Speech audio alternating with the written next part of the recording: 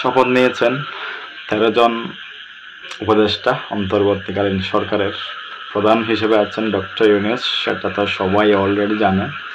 এবং 2 জন সমন্বয়কও আছেন তালিকায় 13 জনের মধ্যে। আরও কয়েকজন শপথ নেননি, 3 জন নাকি এখনও শপথ নেন না, তারা পরে নেবেন, হয়তো অনুপস্থিত ছিলেন কোনো কারণে।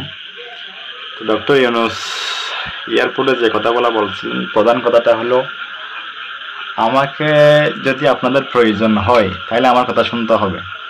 আমার কথা যদি না শোনেন বা আমাকে যদি আপনাদের প্রয়োজন না হয়, আমাকে যদি আপনাদের দরকার না হয়, ভালো না লাগে, এক্ষুনি বলে দেন, আমি চলে যাই, আমার কাজ আমি করি।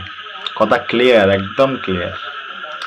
মানে জনগণ যেটা চাইবে তিনি সেটাই করবেন, সেই কথাটাই তিনি ওইখানে বলতে চেয়েছেন। এটা অনেকে হয়তো যারা বুঝে না তারা উল্টোভাবে বুঝতেছে, কিছু কিছু মানে 1% 2% এই পরিমাণ লোক আর কি। তো আশা করি অন্যরকম একটা বাংলাদেশ গড়ে উঠবে। এতদিন যা চলছিল বাংলাদেশে, এতদিন বলতে গত 16-17 বছর যাবৎ কি কি চলছিল, কি কি অত্যাচার, নির্যাতন, খুন, হাজারি, ছাঁদাবাজি, মানুষ ঘুমাতে পারে না রাত্রে, এইসব কিছু থেকে আমরা মুক্তি পাবো এই কামনায় রইলাম।